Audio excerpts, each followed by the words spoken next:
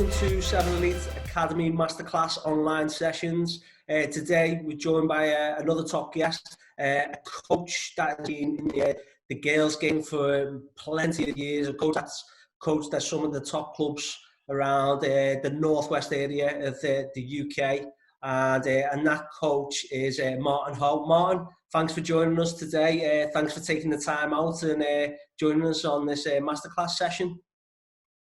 No, thanks for having me, Ant.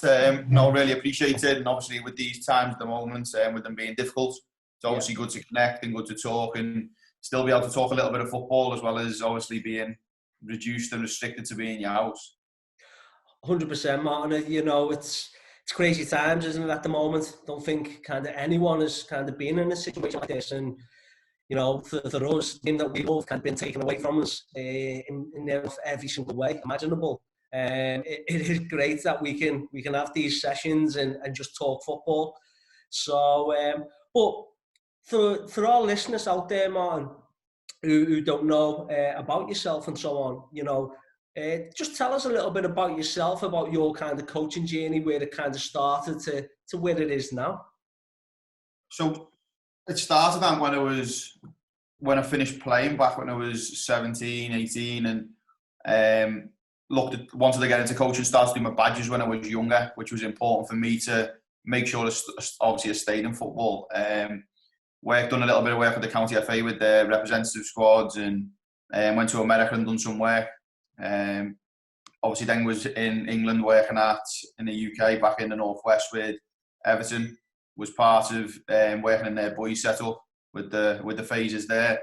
Had the opportunity to be around some top coaches back then, and when I was around them in terms of around under 23s and some ex-pros in terms of Dave Unsworth, John Ebrell, Franny Jeffers, people like that, being able to tap into their experiences and knowledge, which was important for me. Then was lucky enough to be given an opportunity of being the assistant manager of the women's first team in the Women's Super League, which was a real good role and opened my eyes up to more elite level coaching in terms of what it's like at the top level to work with elite players and what you've got to do in those environments and how you can create a good environment and culture. And then moved on from Everton and went to Liverpool and obviously became a technical director and under 21s head coach, looking over the youth setup, making sure that we've got a clear pathway that's structured and that the players and parents can see, and making sure that we produce the next best players for the women's first team from under 21s, which was really, really good. And the last season I was at, obviously Liverpool was good. We had a lot of players and we had a lot of continuity going from age group to age group. The under 21s won the league and the plate in their first season as a WSL Academy team, which was really, really good and showed obviously how far we come as a club. And then obviously now I've moved on to obviously a new chapter and a new journey now at Manchester United. I think I've only got one more to conquer in the Northwest. But yeah, do you know what? Manchester United now, I'm in a real good place. Got fire back in my stomach wanting to coach. Got a real good job in terms of supporting and working with the under 21s, alongside Charlotte, the head coach, and then support Casey with the first team on the pitch every day. So I've been given so many good opportunities and I'm grateful for them. But this one at Manchester United now, I'm really, really excited about, with a club and probably a pioneer, and being honest, a pioneer in women's and men's football in terms of a club that does things right and wants to be successful and has always been successful. In those days from the men's with Sir Alex Ferguson and prior to that, and now with obviously Casey obviously taking the women's team now and got promoted from the women's obviously championship and now is in the Super League and is doing exceptionally well. So being able to work alongside obviously that first team and Casey and support her and the staff, but also work with the next crop of young players after the under 21s, with support and Charlotte with the under 21s. So now I'm in a real good place at the moment in terms of coaching, and hopefully this journey now with Manchester United will be a big one. And you know what? They don't really come much bigger, let's be honest, than Manchester United. You know, despite, you know, what's kind of currently where they are in terms of the men's team and so on. Yeah. But as a club, as a brand, again, you know, they're still a powerhouse, aren't they, within the game? And let's, you know, keep on a little bit on the subject of the current situation that we're in now. Yeah. And yourself at Manchester United, just talk us through kind of what your current like weekly schedule is, through this COVID-19 situation that you're having with your players and your team. Yeah, so it's obviously a lot different. You've got no pitch access, but now you see the power and how strong the tool of technology is. How do we stay connected? Whether if that's a staffing group, so how we look from probably a Monday to Sunday, we probably look in terms of on a Monday, us as under 21s group, which are leading, will have obviously a call online, a webinar call with the players, to touch base and see how they are, see if they've got any issues or any requests that they want to put towards us, and we're just checking what they've been doing and try and keep that continuity between us and that obviously morale. We set them tasks throughout the week, so they're doing a lot of, which is good. They're doing a lot of well-being tasks in terms of getting to know each other better. So they'll send a picture in of something that relates to them, and we have to guess who it is and things like that. They're doing a lot of cooking, so they're doing cooking challenges. We set a different country, and everyone you can take part if you want. You don't have to, but everyone seems to do it. Where they'll cook a dish, and then it'll get voted for by the staff at the end of it of who cooked the best dish. And have you done one yet, Martin? I haven't done none yet. Man, I'll be going straight in the bin hand.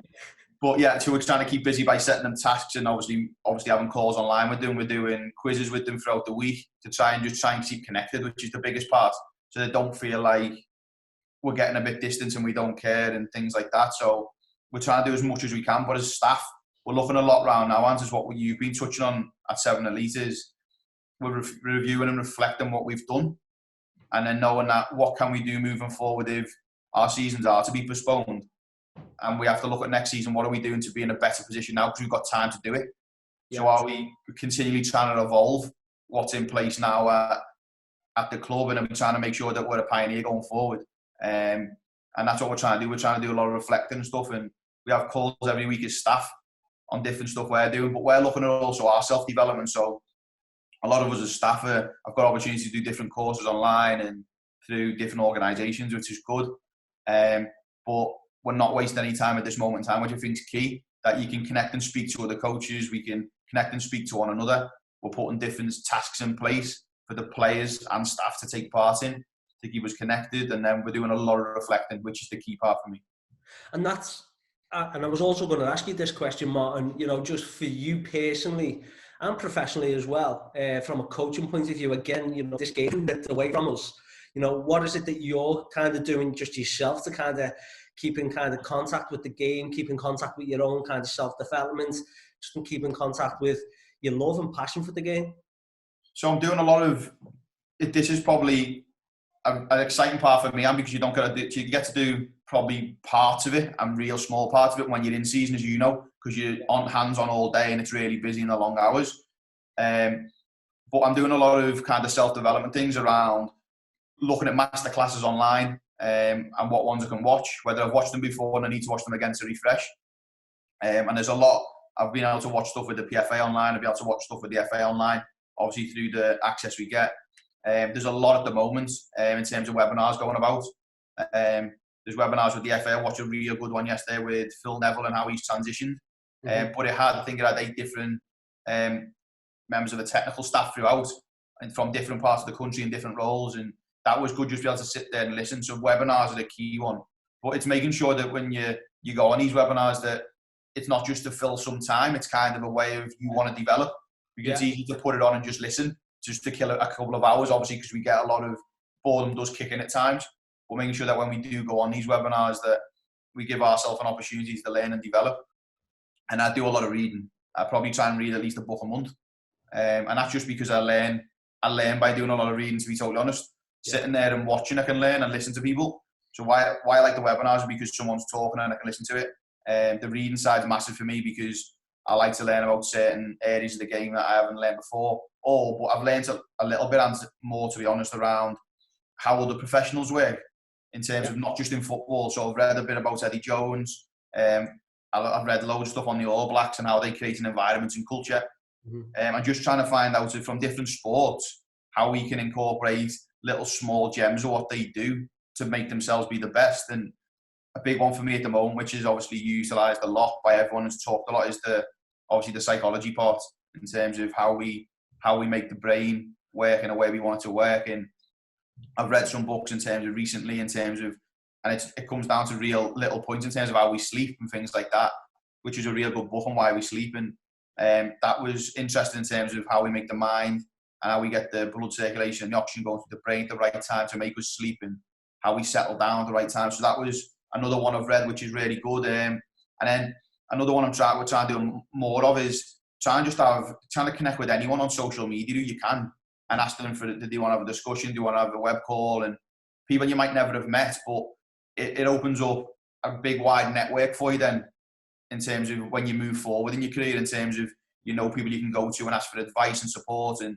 it just helps you probably long term. But probably the self-development things around masterclasses, webinars, reading, connecting with people I haven't connected with before, and then watching a lot of football that I've watched previously, or just watching games online that I can find, which probably a part we don't do enough of, I don't believe, probably in England, especially young players, as we probably don't watch enough football with a different eye.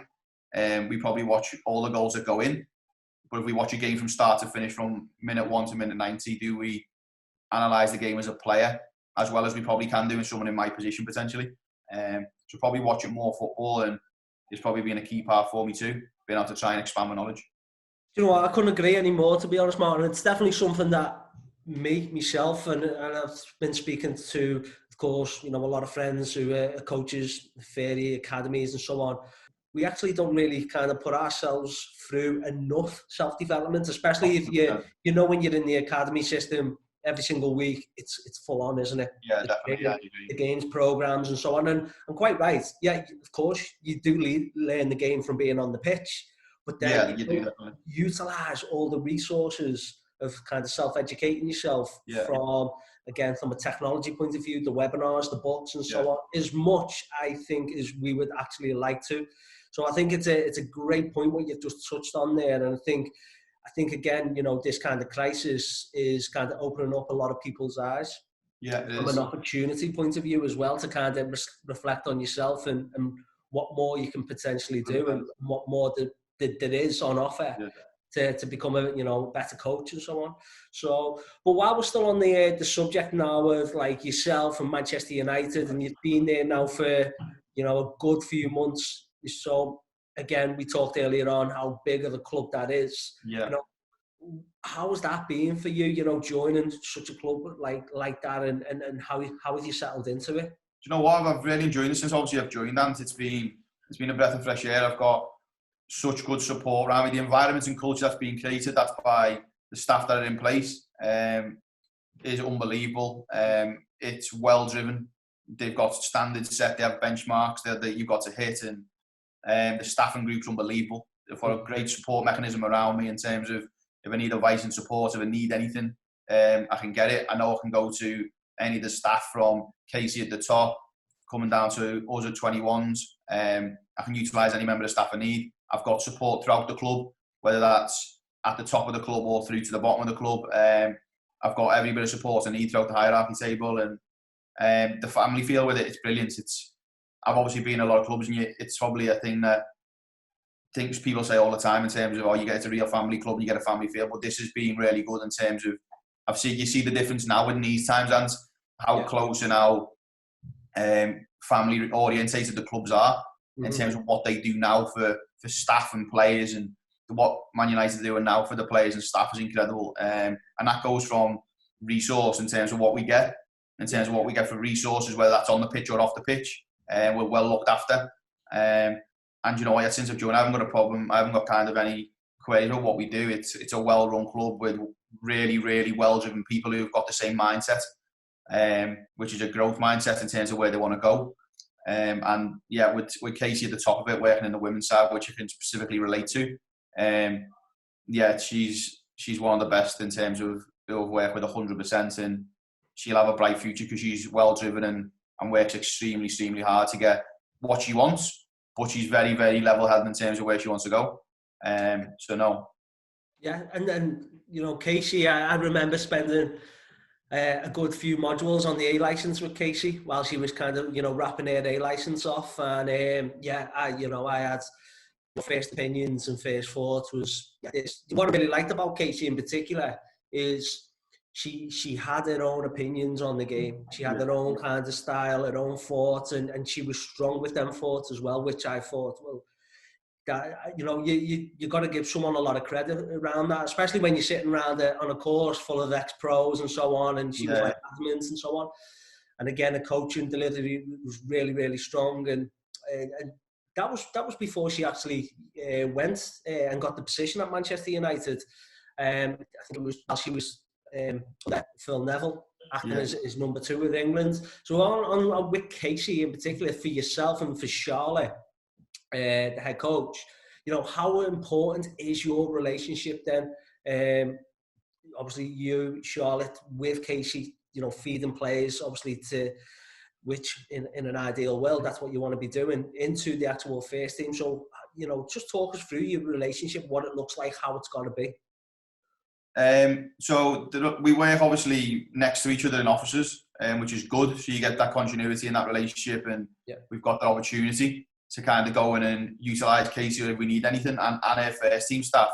So obviously before I come in pre-January, obviously there was 3 players who had made their debut from the 21s in the first team from the start of that season in September, and then obviously since I've been in since January. Obviously, the relationship with Casey's been good. It's tight. She wants to know how the players are getting on, what we're doing. She wants to know who's striving and who's not.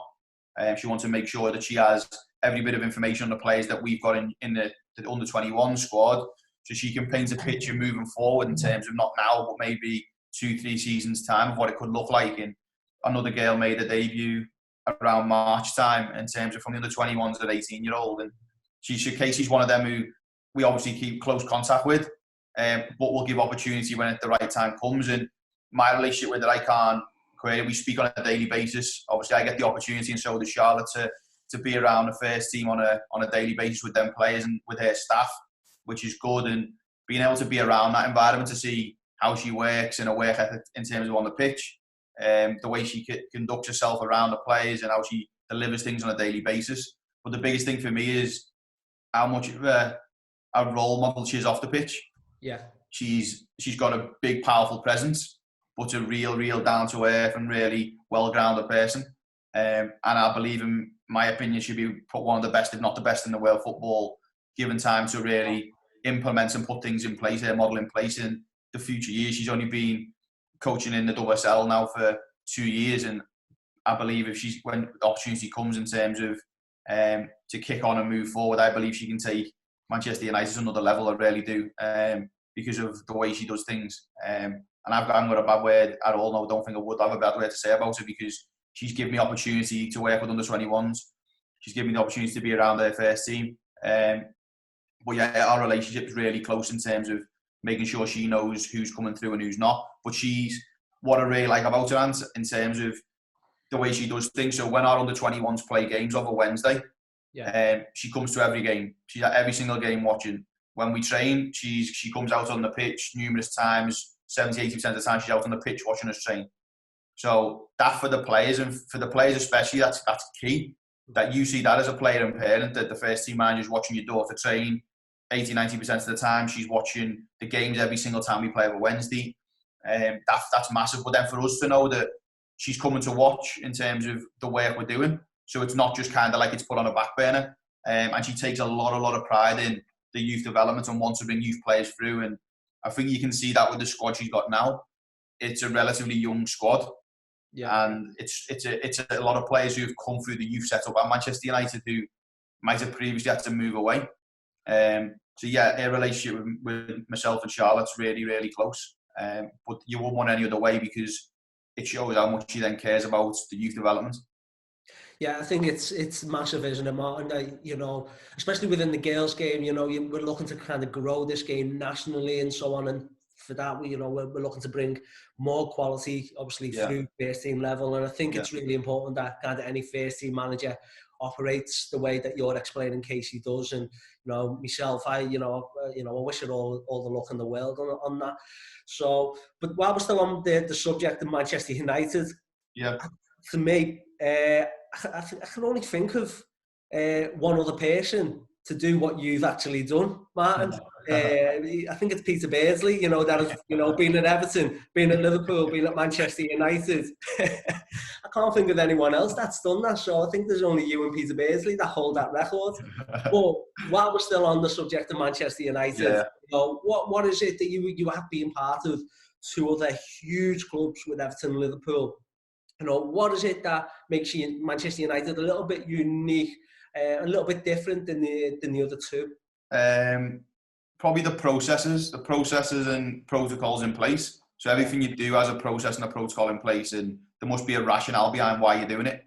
And that's got to be a rationale behind, does it make us better as a team? Does it make us better as a club?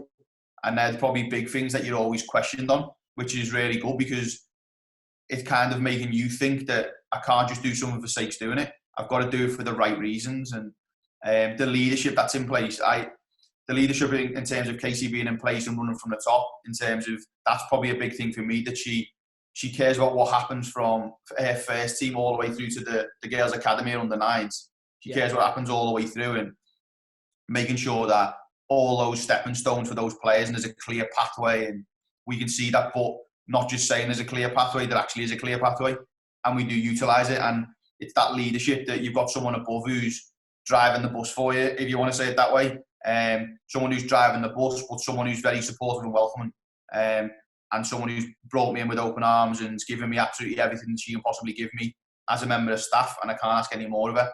And that's probably the difference. It's the protocol and processes in place, and the environment we have, that everything we've got, we utilise to our maximum.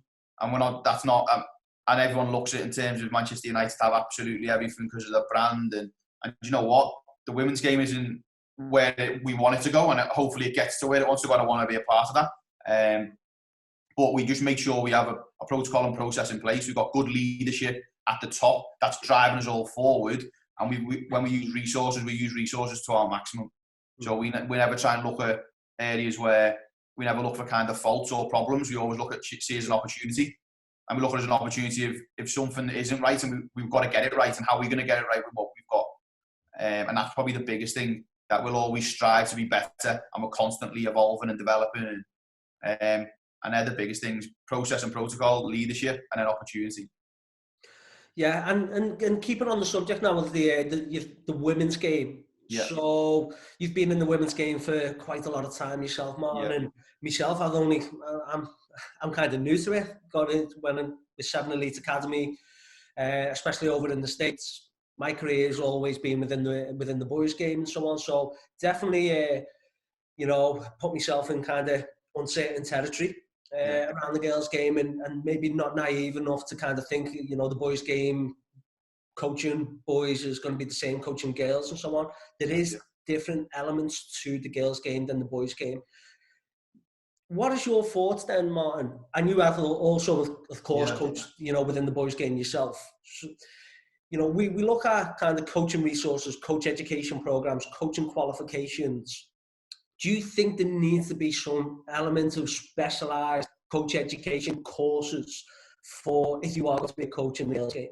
And a little bit of an example, like for me, learning more about how, the girls' kind of body movement, body mechanics, how they grow. It's obviously a lot different to boys, and then you kind of coaching, so it has got to be a little bit different. Do you think there's got, or can there be more kind of specialised coach education courses for the girls' game, rather than just your level 1, your level 2, which is just kind of standard license?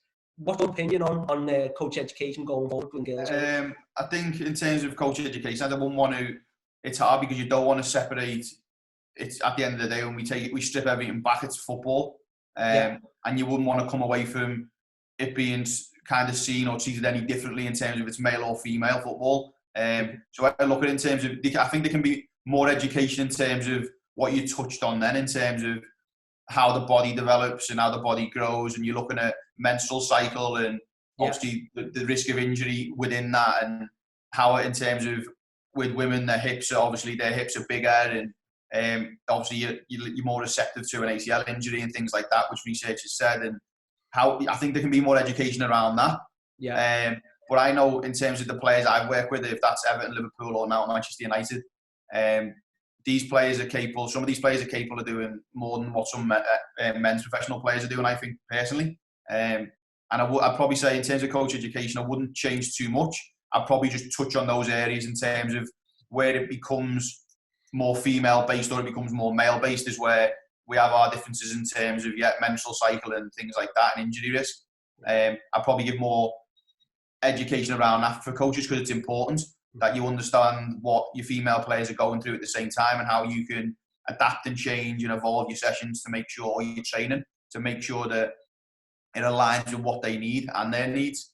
So that's probably an important part from the coach education point of view. But I'd probably say from a footballer point of view, in terms of, I think there could be male coaches coming into the female game happens anyway. I think you'll end up seeing, and there's a few in a boys' academies at the moment. I think in terms of definitely a couple I know in terms of what I've read about is there's a couple of female coaches in the boys' game, and they're probably having to do the same in terms of looking at boys when they're going through the puberty stage and things like that. So I think there'll be a lot of crossover, and it's more the education just around how the bodies are different and how those bodies grow and develop and mature. But at the end of the day, when we strip it back, as I said, football is football, and boys can do what the girls can do, and the women can do what the men can do.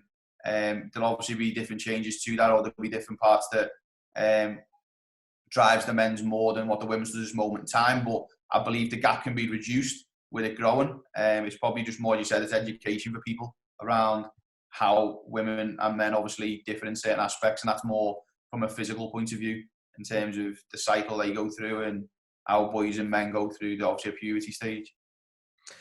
And with the actual women's game, man, on the back of last year's World Cup, obviously, England, finished their, finished third and so close against the US. Very, very lucky against the US, not to kind of go on and maybe win that game. And you're seeing like a little bit more inspiration dripping into the nation from the girls' game point of view, and you're starting to see numbers of participants grow year upon year. From a younger age, from like let's say pre-academy ages, do you think again that the country or the country, the FA, and just like local county FAs are doing enough, or from just what you're seeing within academies, do you think we could be doing a lot more to be getting girls in from the age of 5? Just very similar to what we do within the boys' game and growing it like immensely that way. Yeah, it's in the boys' game, as you know, and pre-academy, they're in a 5, 6, really, really young. And I think some clubs are going that way in terms of the women's game. Can we do more? I believe we definitely can. And that'll come through a lot more kind of marketing and commercial stuff in terms of how we do that. How do we sell the game and promote it? I think with what the success obviously England have had previously, and how much in terms of other clubs now, Premier League clubs are backing their women's teams to go and be successful and putting that support behind them. And you start to see a lot more in terms of the women's game now growing quicker. But I think we can do more in terms of, from a commercial and marketing point of view. I think we can do more to try and get girls involved. But I think it's how you get them involved and what limits and benchmarks and standards you set from a young age. And I think if you're looking at 5, 6-year-olds, 7-year-olds coming in, and I think where most of the girls' football starts, they do have young teams, but I think a lot of them will start around a U10 age. So we want them in young and that in women's football. Can we do it where they're in more of an environment where they're learning? So an environment where they just learn and they have enjoyment and fun to get them to fall in love with the game. And then kind of push them through in terms of, and give them those opportunities to be within a pathway at a club. Because obviously, as you know, with the boys and men's game, at a younger age from the boys, it's competitive to get a 5, 6-year-old kid. I think in women's football at this moment in time, every club's not looking to sign a 5, 6, 7-year-old kid. They're looking to get more girls engaged. And if we can do that by probably having more development centres and having more satellite centres, having more opportunity for girls just to come in and do a one-off session and get them to fall in love, as I said, with the game and get them wanting to play it. I believe it'll go bigger, but it's it's marketing it, making it commercial, available to everyone so everyone can see what you're trying to do, and then making sure that you put those opportunities in place, whether that's 3 1-hour sessions a month, or is it a session a week where they pay a certain amount to get in and do something. But I think you've got to grow it slowly, but the marketing and commercial side will help massively in terms of getting involved, because as you know, with it only just really starting to take off now, and it'll get even bigger when it does. I think we're still playing a bit of catch up in terms of trying to get people involved, and I think that from a younger age, it's just got to be more fun and enjoyment, and not about how competitive we are. It's more getting them to fall in love with the game early doors, so we can build that player in that career. Yeah, and you're talking about like the commercial part of the game, kind of, it's getting bigger and so on. So let's go back to your beginner days within the girls' game to where you are now. Yeah. How have you seen the women's game evolve over your kind of coaching journey within the women's game? What are you seeing kind of grow over the years, Martin? Yeah, it's gone massive, and from when I first come in and I was at Everton in the women's game, we were in the WSL2, it was called, and the Women's Super League 2, which is now the Championship. And we were looking at that, and we were part-time. We were a part-time team, training 4 times a week with a game on a weekend. All the players were part-time. So most of my jobs and then would come in to training in terms of in the evening, which was like a graveyard shift for them because they've worked all day 9 till 5 and they're coming in training 7 till 9 on a part-time basis. And then we obviously went from that into a full-time model when we went up to the WSL, the Super League, which is what they're in now at Everton. And obviously the players then went full-time and they were able to see that as a profession in their job, which was testament to all the hard work all those players have put in over the years, and something probably women's football deserves more. To going full-time from there, which was good, and that was over probably a 3-year span just to going full-time. And then where I look at it now, it's drastically bigger. The league now has got more teams in it. More Premier League teams are backing the women's team. You've got so many teams now in the Championship, which is the league below. Where you've got some teams in that who are operating full-time, and some are still, obviously a lot of them still operate part-time, but you've got some who are operating full-time. And then from as you said, from a commercial point of view, it's got so much bigger. The support, you see the adverts on the TV, you see how much in-term involvement the female players have got within, if it's doing kit launches, if it's branding for big global partners in terms of Adidas, if it's Nike, if it's things like that.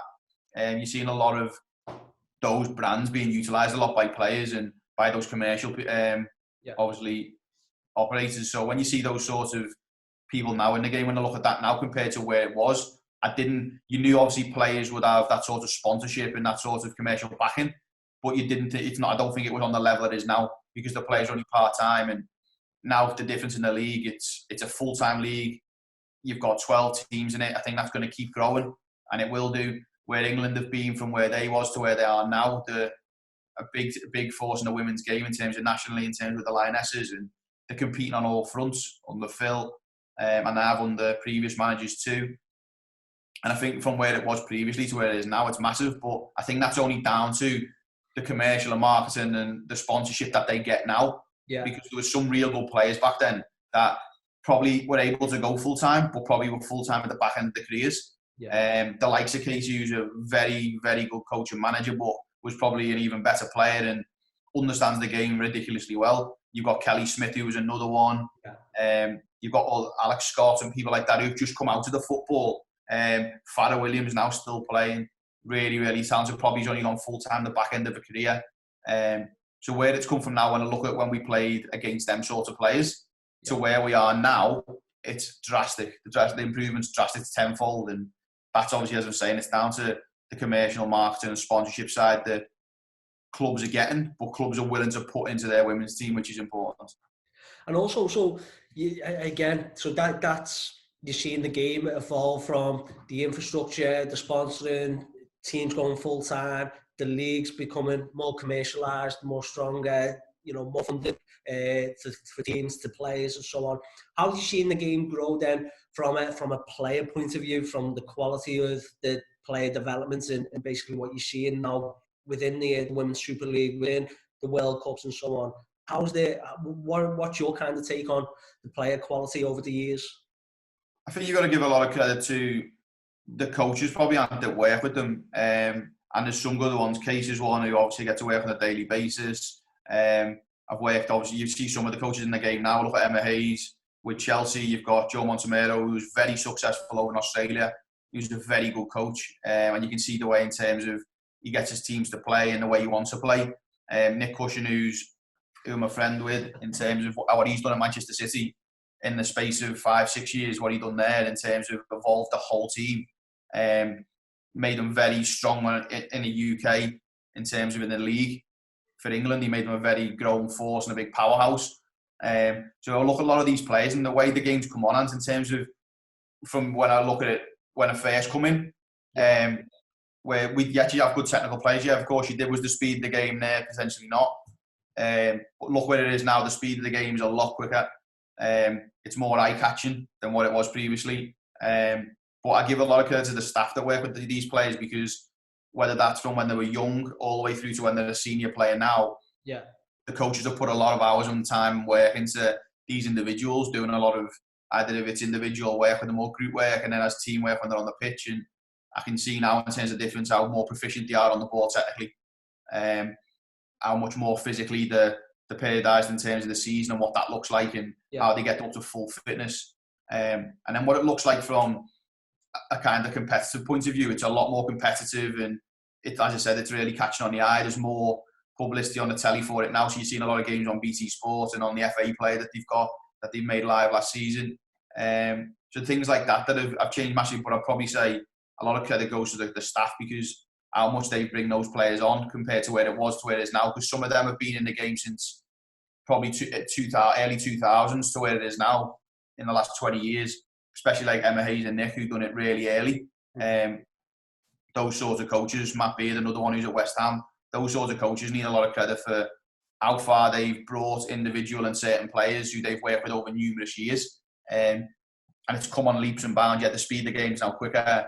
They're technically more proficient, as I said, tactically more astute in terms of where they need to be. And that'll only get better, I think, with obviously more coaches coming to the game from, if it's Europe or it's up-and-coming coaches in terms of from England, getting promoted through their systems. I think it'll only get better. But now it's trying to maintain that quality and how we maintain and keep these top managers and top coaches in our league, which is only going to help the brand of this league. But I think this league getting spoken about now more often than not than others. Obviously, the NWSL plays a massive part in the US for the pull over there. But I think this league's spoken a lot now in terms of, you see the international players that are coming over, and they're not coming over just for they'll be coming over to play and have a career and obviously secure some of them trying to probably secure their life for the next few years and financially. But I think a lot of them are coming over because of the coaches and the environments they're being obviously utilised to. Yeah, I agree. You know, when you're researching the women's game, you're following the women's game, you can't help to think that Europe in particular is starting to really kind of kick on to, and then like you said, you touched on it about like US players starting to come over, and you know, it's not for, you know, what many would just say obvious reasons. It is purely because the quality of the game is continuing to grow, and the quality is starting to kind of sway over into Europe. So, but so kind of then going forward in terms of growing the game even more so, you know, what kind of obstacles are still kind of maybe lying in the way, and what is it that we can do to kind of, you know, grow this game even more and take it on to levels that it's never been, Martin? You know what, it's probably giving it the respect it deserves at the same time. Not seeing any difference, and not seeing girls to boys, men's to women any difference, I don't believe. And whatever we do with the boys and the men's, we can do with the women's and the girls. We might not have the level of physicality where we need it to be, or we might not have the technical proficiency in terms of, because how long we've still got to catch up to that and where we're trying to play. But I believe the women's game can be coached exactly the same as the men's. I believe the opportunity, which is probably the big one I mentioned earlier, is the opportunity for the play should be the exact same. So whatever the boys get, the men get. And that's, I think, a massive pull for us at the club now in terms of Manchester United, is whatever the men's side are getting, the women try and get close. Well, obviously we'll get that support. Whatever the under-21s get here at Manchester United, we'll get the same support as what the boys do, and that comes down to resource and what they get, obviously, off the club. But I think we just got to treat them exactly the same as what the men do and the boys do. We treat them exactly the same way, and it's just at the end of the day, when we strip it back, it's a game of football, and we put on the same sessions, because the girls are capable of doing these sessions that we probably don't think. It might just take a little bit more time to process and get the quality we need, but they're capable of doing things that probably some boys aren't capable of doing, as you'll probably know from being over in the US. But I wouldn't say there's much we need to change. We just need to obviously put the same models in place, but understand the areas you said before when they're going through, when they're maturing and developing as people personally and obviously physically, how we change what we do. But I wouldn't personally change. If I went back into now the boys game, I wouldn't change anything I'm doing now compared to what I'm doing with the obviously the women or the girls, because it's the same coaching style. You're just trying to adapt in terms of for the physical components of those players. Absolutely, and kind of taking then what you basically saying, what you do with the girls into the boys. I'm just trying to take it out on a broader scale now, and keeping you in the kind of girls game on a global scale. You find yourself doing coaching in the US and Canada yourself, other parts of the world, Martin. Tell me your experiences within the girls' game, of what you've seen being delivered in other kind of parts of the world that have kind of opened your eyes, excited you, and seen things kind of done differently. That's kind of giving you a little bit of optimism and hope for the future of the girls' game. I think in terms of Canada and the US, it's big over there anyway. I think that it's really big in terms of globally over there. Canada was a good one when I went over to see what they were doing over there, and they've got a lot of girls teams. They have a lot of girls participating, which is brilliant to see. The girls they were decent footballers. They played well. They were competitive with the boys. I remember when I was over there and they done an in-house game with the U14s. Girls team played the U13 boys, and it ended up finishing as a draw. And it was a surprise to probably some parents, because they're probably expecting the boys to beat them. But the girls were capable of holding onto the ball well. They were technically proficient. They physically matched the boys on the pitch in terms of running, maybe not in terms of close-up duels and being robust, but they were able to physically hold their own in terms of running mechanics and things like that. And then from the US, it's the same. It's huge. So we're probably, in England, we're probably playing catch-up to some of them countries, I'll be deadly honest, because of how late we've kind of promoted and pushed and driven the women's game. From over there, they're huge, and over in England now we've got to play catch up and try and catch up to them, and I think we are, and I think we're going in the right direction. It'll only get bigger, but I think we've got to make sure that we do things right and we keep driving it. And I think that gives me a lot of, when I look at what they do in the US, what they've done in Canada, and when I've been over there and seen it, it gives you a lot of hope now, knowing from where it was when I first come into the women's game to where it is now. That gives me a lot of hope and optimism to kind of go, we're going in the right direction. It's going to get bigger, and you want to be a part of it. And it's only going to make a better future for, if it's our own kids, if it's a part of a family member, and if you can get them involved now in terms of into sport, it's only going to get better. And people who now down the line, and if you're looking 10 or 15 years down the line, if it's gone as quick as it has in the last, 7 years I've been involved in it, if it's gone that quick now and it's got that big, I can say in another 7 years it'd be drastically bigger, and you'd want to be a part of that, especially if you're a young player. You've got a bright future coming through, and I think that's where you can kind of promote that with players, is look how far we've come now and look where we're going. And if you want to be a part of that, then you've got a big, obviously, opportunity ahead of you. And let's, we'll keep on this subject. It's really important that, let's be honest, the US has been, a powerhouse, for nearly 30 years now, dominating most World Cups and so on, and, current world champions. What do you think that other countries are starting to bridge the gap over these years now and get closer in terms of kind of coaching quality, player quality, and all the other kind of, surrounding factors? Do you think we are bridging the gap? And if we are, when we say if, not just like England, but other countries, if they are, what kind of factors is it that is kind of bridging that gap a little bit closer to either competing with the US or even potentially kind of knocking them off the pitch because they're so strong? Yeah, do you know what? I think we are. I think the gap is definitely bridging, and 100%. And as I said, that comes down to off the pitch stuff, how we've commercially pushed and how we've marketed it. What we're doing on the pitch is obviously a key part, because we've got a real strong model in England now in terms of the league, the Women's Super League and the Women's Championship. You're getting a lot of young players involved in the game now. And what you're able to do now with both leagues growing and having more teams, you're able to keep a lot of your high potential players in England and not see them going over to the US for scholarships, where when they finish a scholarship, if you're looking at a top high potential player, they can then look at going into the NWSL or getting going in the draft, which obviously then takes them away from being over here, where you lose that obviously that little bit of quality in your league at times. So what it's enabled us to do, I think, are we bridging the gap yet? How are we bridging it? Because we've grown and pushed and developed it commercially and marketed it well. We've got real strong staff and coaches in place in the league. Yeah. Got the right people in the right jobs in certain positions who want to push it and drive it and make it bigger. But I'd probably say why we're bridging the gap more is because of the quality of player that we're getting through now. And as I go back to what I said before, is the quality of players coming through is because of the staff that are doing it from a young age group all the way through within your system, in your club. But then we're getting real top class, world class coaches working at the top end as a head coach and a manager.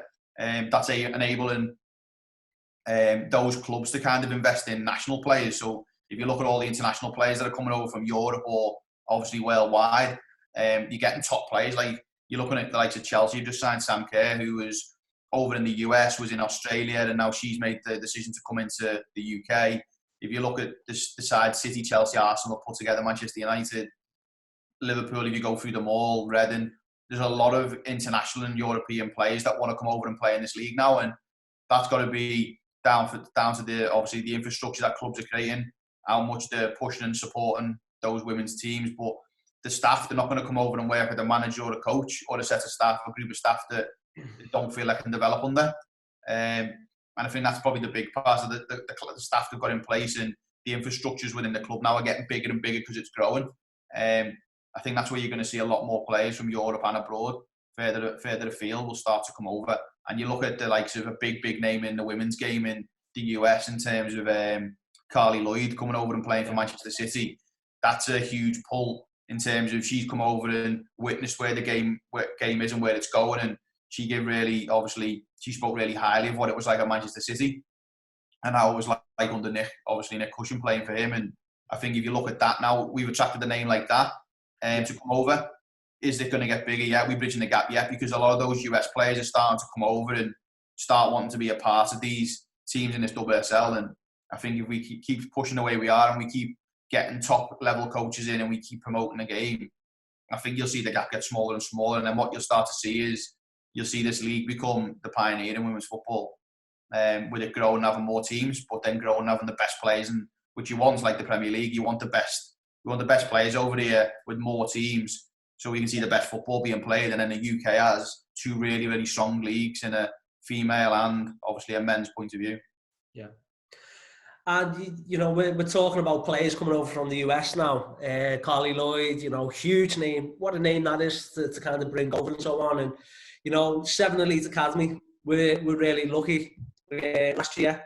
And, you know, we sent 4 of our own girls from 7 Elite Academy over in Utah to come over and be around Liverpool Football Academy, Girls Academy, along with yourself.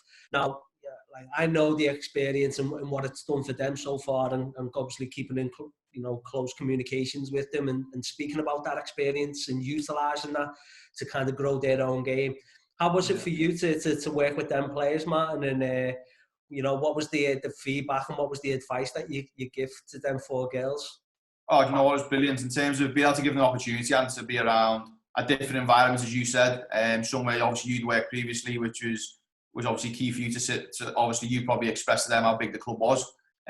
With them, for them to come in and work with us and our staff when we were there, giving them the little inklings and the little areas of how much depth we go into around, if that was sports science, around what we do in terms of testing and what that looks like at a technical level, what we expect from each player.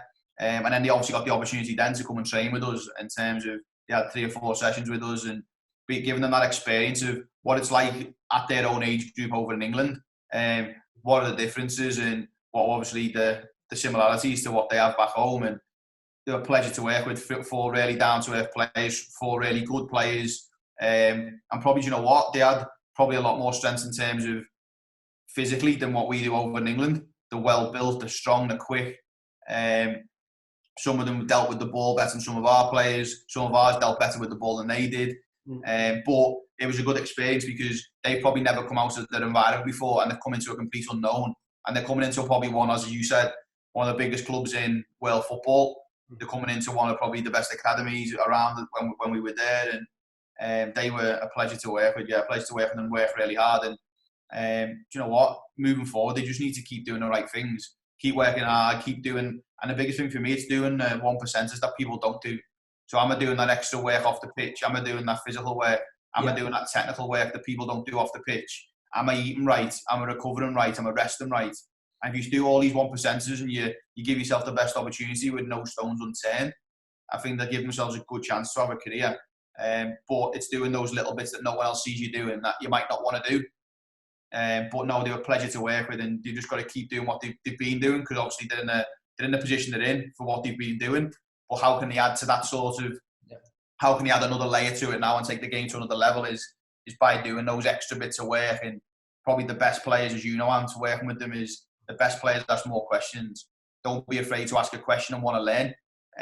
Just how we all learn. We don't know what we know now without asking questions, and that's probably a big thing for me for young players is don't be afraid to ask questions. Don't be afraid to express yourself in terms of your personality, but go and do those 1%ers that other players might not be doing in your position or someone you're competing against, to give yourself the best opportunity that when you walk away from a game or you decide to do something else or take a different career path, if that's coaching or a different one within sport or football, that you know you've given yourself every chance to succeed in it and not coming away with any sort of buts or what ifs.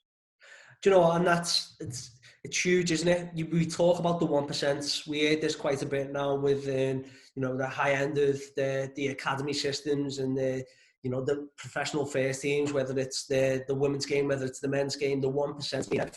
And we can't stress enough, I don't think, the 1% in this kind of current situation that we're in now from COVID-19 play a massive part. Some of it could even turn into 2%, all depending on what it is. You play a profile, your workouts, what you're doing to benefit yourself for when you get back on the pitch. The watching the games, the YouTube videos, watching your player role models and so on. 100%. It's massive, isn't it, man? The 1% stuff. But no, I think from speaking to our players and kind of getting the self-reflection from them, from the experience, I think the big one for them, what they learned in terms of kind of comparing not only just their own game, but the game as a whole in the US, the youth game, to what they witnessed and experienced over here at Liverpool Academy was the mental strength of some of the players, especially obviously playing, the hunger, the desire, the competitiveness to get on the ball. But then also, the technical part of the game, the 1v1 domination, the receiving, the side moves, the attacking moves, and, just enjoying the ball, embracing the ball. I think they were the big things that our four players definitely took away and have tried to adapt and adopt kind of, the mental strength within their own game. More desire, more hunger, winning mentality, at all times, not just games, in everything. Whenever there's competition, whether it's in warm-up to the cool down, it embeds within their game completely. So, again, we can't thank you enough, Martin, and Liverpool Football Club as well for that experience. And, we hope, like you said, taking more players out of their kind of current bubble into kind of, uncomfortable kind of zones, which will then make them a better player. Again, we can't thank you enough for that experience. And hopefully there's going to be more experience like that for our players for whenever football resumes, whenever that will be. But it's great to hear. And one final question to kind of wrap it all up for you, Martin. We've talked, and this has been brilliant, by the way, great insight into yourself, the girls' game, the academy system, the coaching that's going on, and the growth of the game. One final question then. If you did have a crystal ball, how do you see the game being in 10 years' time? Because I know it's always one thing that any youth coach should always kind of look down the line. What is the game going to look like from first team level? And then how are we going to prepare our academy players for being in that game for in the future? How do you see it going, Mark? I think you'll have. It's hard to probably predict it all, and you're probably looking at what you'd expect or what you'd want to see. Probably potentially is the right way probably to put it for myself is you probably want to see a more efficient and effective league in terms of the growth and wealth of it. You want to see where they're at 12 teams now. Can we be at 18, 20 within 10 years? Can we have a real strong aligned league that enables us to play more games, enables us to have more, obviously, competition. Can we have, obviously, bigger, better English players coming through the system that are given opportunity? Can we have, obviously, more homegrown players coming through that are available to play for England and obviously be part of that Lionesses squad, if that's youth level or that senior level? Can we have, obviously, more sponsorship and backing behind it like the Premier League do? Do we have more partners and global partners that want to support and want to be part of it? Do we have a lot of the best up-and-coming talents, whether that's youth talents or that's real role models in the women's game from Europe and further afield wanting to come and play in England? And we have the biggest and best league we've got in terms of in England now. We have a Premier League and a Women's Super League that are the two pioneers and the two driving forces in women's and men's football for leagues. And that's what you'd hope it wants to be in terms of down the line, in terms of, and we get some sort of, which I think the publicity and the marketing of it from a commercial point of view is like the Premier League does. Do we get weekly games on the TV that obviously will enhance an audience and will bring in an audience? Do we get crowds in terms of that are selling out? Do we get 5, 6, 7, 8, 10,000 in terms of watching games because we've grown it so big and we've got that much profile in terms of player? Yeah. And that's what you'd hope you want it to be down the line. And I've got no doubts with the people involved in it now. You can hope it can go that way. And if I can play my 1% part, Jordan, that to support that growth of it, I will do. But that's what you want to hope, that we're getting aligned and we're getting closer to where the Premier League is now in terms of off the pitch, in terms of the numbers we have in the league and the players we can attract to it. Brilliant, man. Martin, listen, this has been brilliant. Again, we really appreciate your time and so on. You know, we wish you the very best of luck with your current new adventure at Manchester United. We hope you have a great future there for, like I said, when the football resumes. And it's always a pleasure speaking to you, Martin. So I'm sure for all the listeners, they've taken a lot from this 7 Elite Academy Online Masterclass session. So thanks again, Martin. I appreciate it. Thank you very much. All the best. Cheers, Anne. Thank you very much.